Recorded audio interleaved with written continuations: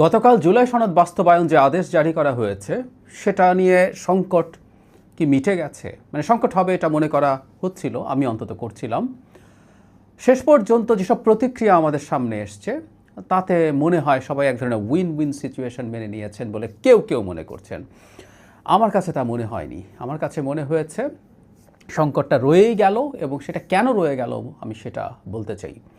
আমি আমার এই সংক্রান্ত ভিডিওতে বলছিলাম যে কোনো দলই আসলে সন্তোষ পূর্ণাঙ্গভাবে প্রকাশ করবে না। এই সনদ যে জায়গায় গেল, আমি আবারও বলছি স্পষ্টভাবে, এটা বিএনপির বিরুদ্ধে বেশ সিরিয়াসলি গেছে।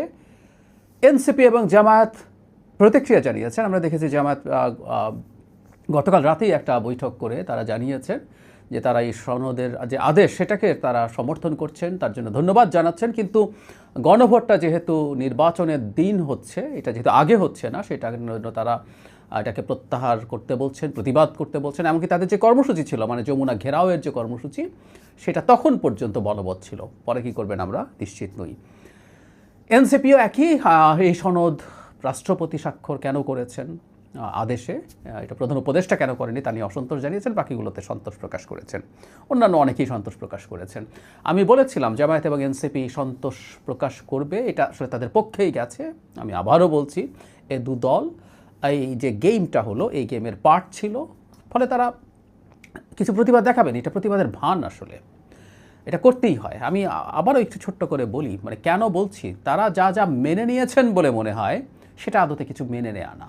খেয়াল করি, গণভোট নভেম্বরে হওয়া আর গণভোট যদি নির্বাচনের দিন হয়, তাতে গণভোটের যে কন্টেন্ট আছে তার কোনো গুণগত পরিবর্তন নেই। যেদিনই গণভোট করা হোক না কেন, সেটা আসলে এফেক্টিভনেস, এটাকে যে সংশোধনগুলো হবে এগুলো সাংবিধানিক সংশোধন রিলেটেড। সো এগুলো পরবর্তী সংসদ ছাড়া কোনোভাবে এটা করা সম্ভব না।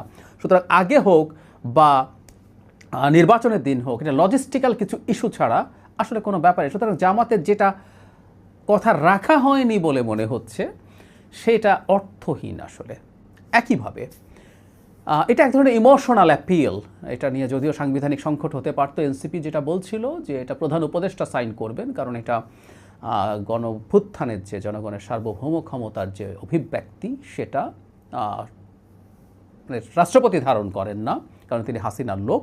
এটা প্রধান উপদেষ্টাকে করতে হবে। ইনফ্যাক্ট যেই স্বাক্ষর করুক না কেন, আমরা ওই টেকনিক্যালিটিসে ঢুকছি না, যদিও এই আলাপ আছে যে রাষ্ট্রপতি এই ধরনের আদেশ জারি করতে পারেন কি না এই সাংবিধানিক অবস্থার মধ্যে থেকে, এসব প্রশ্ন আছে। কোনো একদিন সময় করলে হয়তো এটা নিয়েও কথা বলবো। যাই হোক, তো এখন যেই স্বাক্ষর করুক না কেন, দিনের শেষে যে আদেশ আছে, আদেশের কন্টেন্ট কিন্তু একই। ফলে এনসিপিকেও তেমন কিছুই ছাড় দিতে হয় নাই।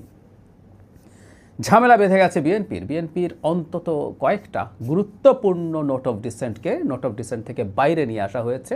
আমি গতকালই আলাপ করেছি, আপনাদের মনে থাকার কথা। কতে হচ্ছে যেগুলো নোট অফ ডিসেন্ট নিয়ে বাস্তবায়ন করা হবে, ফাইন। ঘতে একটা সান্ত্বনা পুরস্কারের মতো যেগুলো বাহির করে নিয়ে আসা হয়েছে, তার বাইরে অন্য যেসব অপ্রধান বিএনপির কাছে, যেসব নোট অফ ডিসেন্ট বা কম গুরুত্বপূর্ণ, সেগুলোর ব্যাপারে বিএনপি যদি ক্ষমতায় যায় তাহলে সে ঠিকঠাক মতো এগুলো বাদ দিয়েই করতে পারবে বলা হচ্ছে। এটা একটা ধরনের সান্ত্বনা পুরস্কার ধরিয়ে দেওয়ার মতো। কতে তত্ত্বাবধায়ক সরকার, যেটার বাস্তবায়নের একটা স্টেজ নিয়ে বিএনপির নোট অফ ডিসেন্ট ছিল, কমিশনগুলোর ক্ষেত্রে, নির্বাচন কমিশন ছাড়া অন্যগুলোর ক্ষেত্রে ছিল, এবং আপার হাউসের পিআর নিয়েছিল। এখন গণভোটের মাধ্যমে বিএনপিকে সেটা করতে হবে। এখন প্রশ্ন হচ্ছে, বিএনপি কি মেনে নিয়েছে আসলে? বিএনপি গতকাল সন্ধ্যায় একটা বৈঠক করেছে স্থায়ী কমিটির। সেই বৈঠকের পর তারা একটা স্টেটমেন্ট দিয়েছে। সেই স্টেটমেন্ট পড়ে আমার কাছে মনে হলো BNP for the time being down play করছে। এবং বিএনপির কিছুদিন আগের একটা স্টেটমেন্টকে যদি আমরা এটার সাথে যুক্ত করি, তাহলে আমি মনে করি যে ফর দ্য টাইম বিং তারা এক ধরনের সফট অ্যাটিটিউড দেখালেও এই গণভোট তারা সেই অর্থে অ্যাকসেপ্ট করছে না। আমি জানি না, তবে যদি কোনো ধরনের আন্ডারস্ট্যান্ডিং হয়, এটা যে কোনো বিবেচনায় খারাপ হবে না, কিন্তু তাদের স্টেটমেন্ট তা বলে না। কেউ কেউ বলতে পারে এটা এক ধরনের মুখ রক্ষার জন্য, কিন্তু বিএনপি এটা মেনে নেবে আমি আসলে নিশ্চিত নই। স্টেটমেন্টে যেটা হয়েছে, প্রধান উপদেষ্টাকে তারা অভিনন্দন জানিয়েছেন, ধন্যবাদ দিয়েছেন গণভোটটা একই দিন করার জন্য, সেটা ঠিক আছে। কিন্তু যে জায়গাটা তিনি বলছেন, সভায় 17 অক্টোবর ঐক্যমতের ভিত্তিতে স্বাক্ষরিত জুলাই জাতীয় সনদের ওপর জনগণের সম্মতি গ্রহণের জন্য গণভোট অনুষ্ঠান এবং শিগগিরই জাতীয় সংসদ নির্বাচনের আয়োজন করার জন্য সরকার ও নির্বাচন কমিশনের প্রতি আহ্বান জানানো হয়। বিএনপির আগের যে অবস্থানটা সেটাই তারা আবার বলছেন। 17 অক্টোবর যে সনদ স্বাক্ষরিত হয়েছিল, অর্থাৎ যে সনদে নোট অফ ডিসেন্ট ছিল এবং প্রথম কথা ছিল এই নোট অফ ডিসেন্ট সহই গণভোটটা হবে। এখন যেভাবে ঘতে দেয়া হলো, এটা ক খ বাদ দিয়ে ঘতে মানে দুটো থাকলেই হতো আসলে। মানে এই গণভোটটা কীরকম হতে পারত? 30টা যেগুলো আছে কারো নোট অফ ডিসেন্ট নেই, সেগুলো বাস্তবায়ন করে ফেলবে। আর আরেকটা অপশানে থাকতো তাহলে যে নোট অফ ডিসেন্ট যেগুলো আছে, যার আছে তার বাইরেরগুলো সে করবে। এভাবে এই জিনিসটা করতে পারতো। যাই হোক, এখন যে জিনিসটা দাঁড়ালো সেটা হচ্ছে বিএনপি 17 অক্টোবরের কথাটা স্মরণ করিয়ে দিচ্ছে। আমি ধারণা করি বিএনপি আসলে এই গণভোট অ্যাগ্রি করছে না।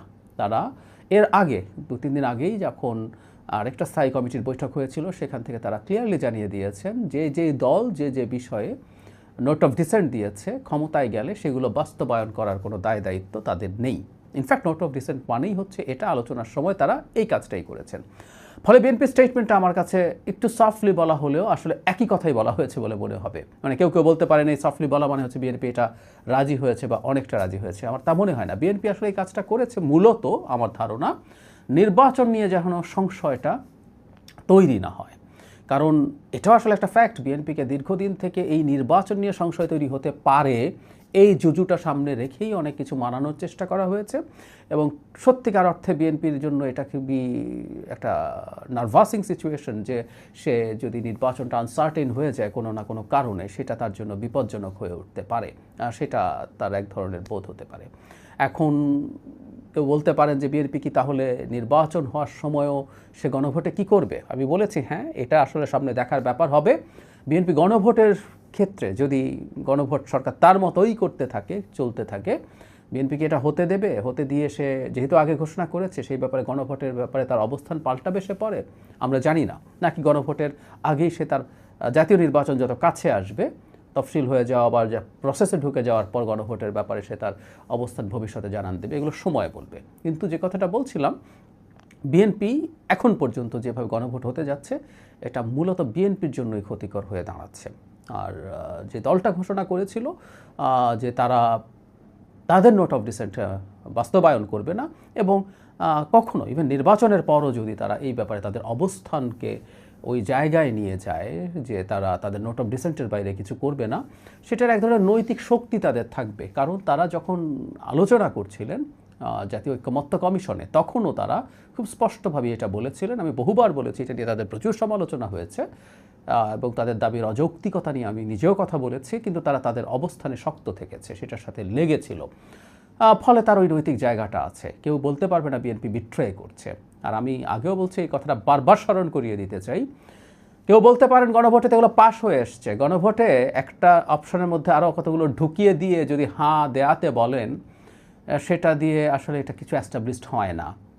আমি আলাদা একটা ভিডিও করে দেখিয়েছিলাম, বিস্তারিতভাবে আলোচনা করে দেখিয়েছিলাম বিএনপির নোট অফ ডিসেন্ট যেগুলোতে আছে। আইডিয়াল একটা সংবিধান যখন আমরা লিখতে যাই, গণপরিষদে যেটা আলোচনা হয়ে কনস্টিটিউশন তৈরি হয়, ভোটাভুটি হয়ে তৈরি হয় আগে গণপরিষদে, তারপর গণভোটে যায়, এটাই আইডিয়াল প্রসেস। সেটা হলে জনগণের সামনে কোনোভাবে বিএনপির নোট অফ ডিসেন্টগুলো যেত না। কারণ সংসদ কাম গণপরিষদের একটা পার্লামেন্ট যদি হতো নির্বাচনের মাধ্যমে, সেটা বিএনপি সংখ্যাগরিষ্ঠ হতো, সুতরাং তার নোট অফ ডিসেন্ট ওখান থেকে পাস হয়ে যেত না। এই ট্রিকটাই করা হয়েছে আসলে। এক ধরনের চাপিয়ে দেওয়ার মানসিকতা আমরা দেখতে পাচ্ছি। শেষ পর্যন্ত কী হবে নিশ্চিত নই, কিন্তু আমি বারবার এই কথাটা বলছি, আমাদের রাজনৈতিক যে কালচার, একটা গণতান্ত্রিক ভবিষ্যতের আমরা স্বপ্ন দেখছিলাম, যেখানে দলগুলো পরস্পরের প্রতি গণতান্ত্রিক আচরণ করবে, পরস্পরের প্রতি সহনশীল আচরণ করবে, সহাবস্থান করবে, সেই জায়গাটা কিছু রাজনৈতিক দল সরকার সহ খেলতে গিয়ে এটা একটা ঝুঁকি তৈরি করেছে এবং খুব বড় বিপদ তৈরি করছে। আমি ভবিষ্যতে নির্বাচনের পরবর্তী সময়ে রাজনৈতিক সংস্কৃতি এবং দলগুলোর মধ্যকার ভবিষ্যৎ ইন্টারাকশন নিয়ে আমি সত্যিই কিছুটা আশঙ্কা প্রকাশ করছি।